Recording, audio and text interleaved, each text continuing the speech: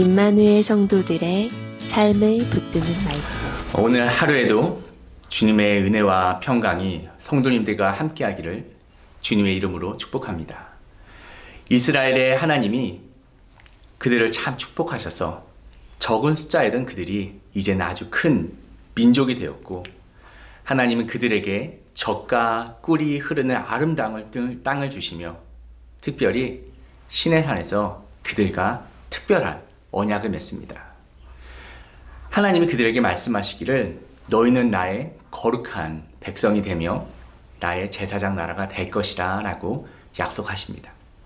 이 기쁜 소식을 모세가 전해 듣고는 산에서 내려와 이스라엘 백성에게 이 언약을 전합니다.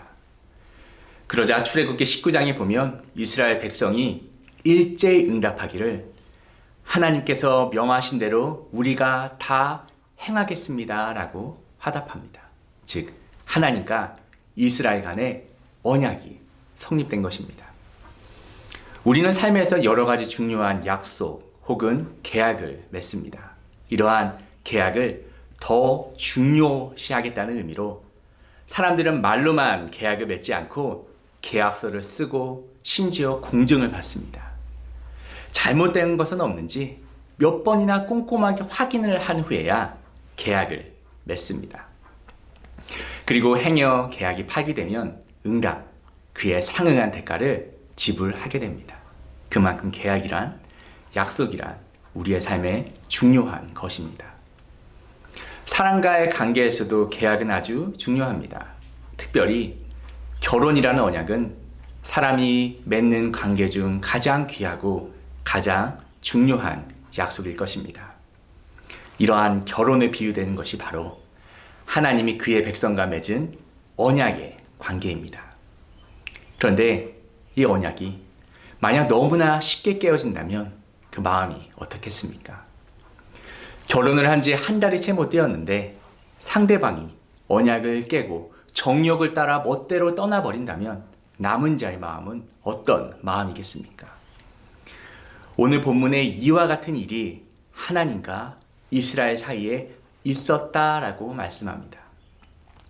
하나님이 애굽에서 그들을 구원하시고 약속의 땅을 주실 때 그들과 언약을 맺어 모든 나라 가운데 너희는 나의 특별한 소유가 되며 거룩한 백성이 되며 제사장 나라가 될 것이다 라고 약속을 하셨는데, 그 언약이 선포된 지 얼마 되지 않아 이스라엘 백성은 이 언약을 깨어버리고 스스로 금송아지와 그 우상을 만들어 섬겨버렸던 것입니다. 나 이외에 다른 신을 섬기지 말라, 어떤 신상을 만들어 경배하거나 섬기지 말라라는 이 첫 번째, 두 번째 계명이 너무나 쉽게 깨어진 것입니다. 특별히 하나님이 그 율례와 그 법도를 선포하는 이 거룩한 순간에, 가장 경건해야 되는 그 시간에 그들은 언약을 깨어버렸습니다. 그들이 우상을 만드는 이유는 분명합니다. 왜냐하면 출애굽기 32장 1절에 말씀하기를 그들이 모세가 산에서 너무 오랫동안 내려오지 않자 아론 주위에 몰려들어 자 일어나서 우리를 앞서서 갈 신을 만들어 주십시오. 우리를 이집트에서 이끌어낸 그 사람 모세가 어떻게 됐는지 알게 뭡니까? 라고 말했다 라고 성경은 말씀합니다. 즉 그들은 그들을 위한 그들의 원함을 이루어줄 신이 필요한 것입니다. 하나님이 가지신 어떠한 거룩한 뜻, 하나님이 가지신 그의 성품, 그가 원하시는 삶, 이런 것엔 그들은 관심이 없었습니다. 오직 그들의 원함을 성취시켜줄 신만이 그들에겐 필요하였습니다. 사람들이 우상을 섬기는 이유를 보면 그 안에는 자기 뜻대로 살아가고자 하는 마음이 숨어 있습니다. 자신이 잘 되고 자신이 원하는 것을 얻기 위하여 신이 존재하여야 하며, 그렇기에 이스라엘 백성은 아론에게 우리를 위하여 신을 만들라라고 요구한 것입니다. 이 말씀에 비추어 우리의 삶을 한번 돌아봤으면 좋겠습니다. 우리는 언약에 충실한 삶을 살고 있습니까? 혹은 우리 안에 하나님 외에 섬기는 다른 우상이 있지는 않습니까? 아니면 하나님의 성품과 하나님의 거룩함에는 관심이 없고 오직 내가 잘되기만을 위하여 하나님을 섬기고 있지는 않습니까? 두 번째로 오늘 본문에서는 언약을 깬 이스라엘 백성을 위하여 모세가 중보하였음을 볼 수 있습니다. 그리고 이 기도의 응답으로 이스라엘 백성은 멸망당할 위기를 피하게 됩니다. 그런데 이 중보의 말씀은 하나님이 원래 심판하시려다가 자비가 많은 모세의 기도에 설득되셔 계획을 변경하셨다, 이러한 것이 아닙니다. 이 모세의 모습으로 말미암아 하나님은 우리의 온전한 중보자이신 예수 그리스도를 드러내신 것입니다.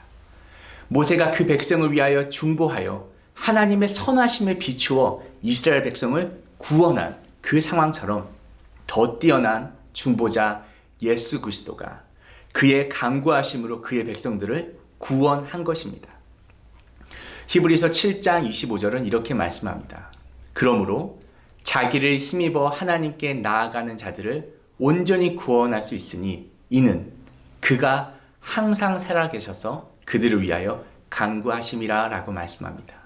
이 중보자 예수의 힘입어 우리는 하나님께 나아갈 수 있도록 구원받았습니다. 모세는 예수 그리스도의 그림자에 불과합니다. 실제로 예수 그리스도는 이 땅에 오셔서 우리를 위하여 중보하셨습니다. 새벽에 나가 우리를 위하여 기도하셨고 그의 제자들이 시험에 들지 않게 기쁨으로 사명을 감당하도록 기도하셨습니다.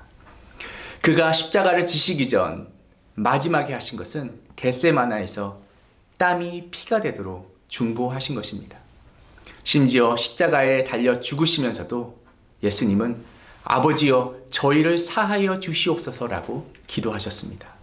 그리고 지금 이 예수가 하나님 우편에 앉으셔 우리를 위하여 중보하고 계십니다. 어제는 스테이 앳 홈이 연기되었다는 뉴스가 전해졌습니다.